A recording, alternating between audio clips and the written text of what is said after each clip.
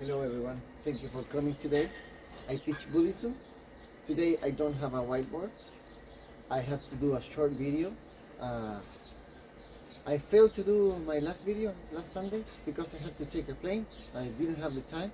And today also I have to do like a short video. So I'm sorry about that. You can check my previous videos or the next ones.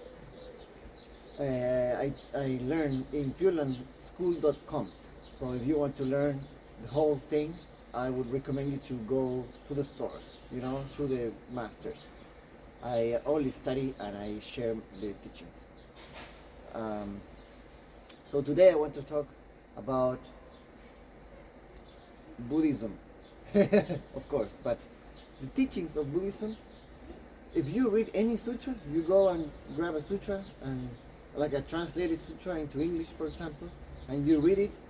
Of course, there are many things that are not easy to understand. It's quite deep, but what you can find is always the encouragement to do good deeds. This is because Buddhism is based or founded in the law of cause and effect, which explains that when we do good things will happen to us. If we do bad things will happen to us, and everything that we do will come back to us.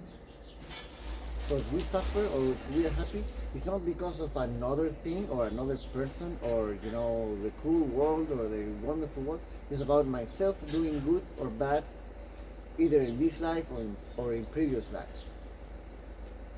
And we can change this by doing good deeds, so we have better living. But that's not the purpose of Buddhism. In Buddhism, the ultimate purpose of Buddhism is enlightenment or absolute happiness. And if you go and read the sutras and you understand something about Buddhism, you will conclude. You will lead. This will lead you to the logical conclusion that we should do good deeds so we can become happier. This is true, but also when you understand the ultimate teaching, you understand that we human beings find it very hard, or is it impossible for us to only do good deeds. More than eventually we will do bad deeds, and this includes thoughts. We will have evil thoughts. We will laugh at people falling or someone getting wet by a driving car in the rain. We are cruel. We are not pure. We are full of evil.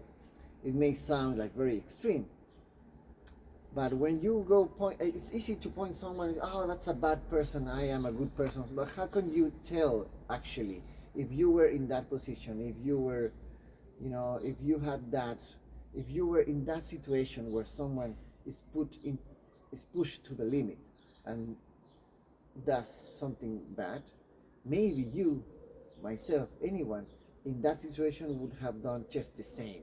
We are capable of doing very bad things for instinct, for example, to save ourselves or our own people. And we would just do very bad things to others if they get in the way.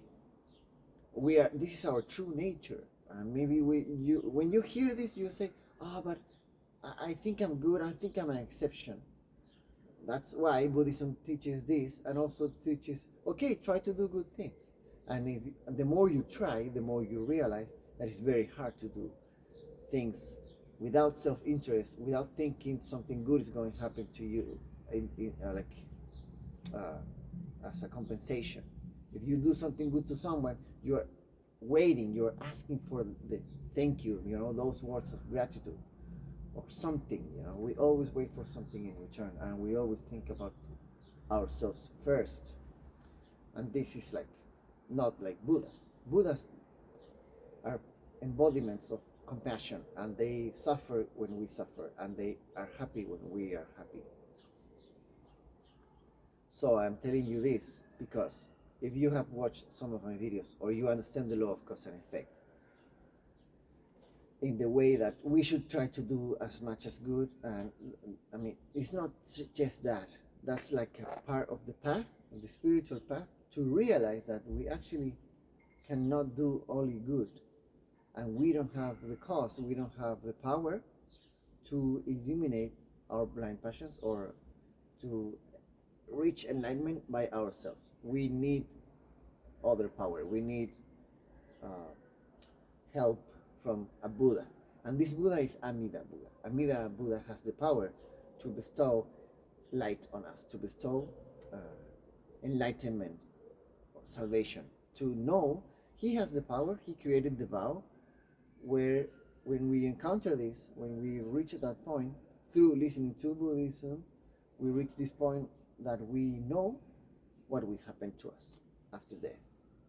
And we know this is our last lifetime in this planet, in this form, which is, there is joy, but there is a lot of suffering too.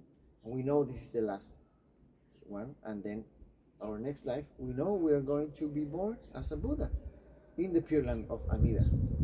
So that's the ultimate teaching. That's the whole purpose of Buddhism. Yes, try to do good, struggle to do good, and you will have a better life.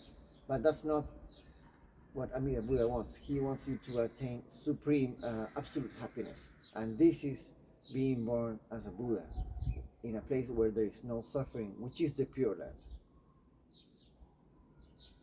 Yeah, so the more we try to do good deeds, the more we realize it's very hard, and this helps us to eliminate the doubting mind, which is what's blocking salvation itself. We are not saved because we doubt the vow.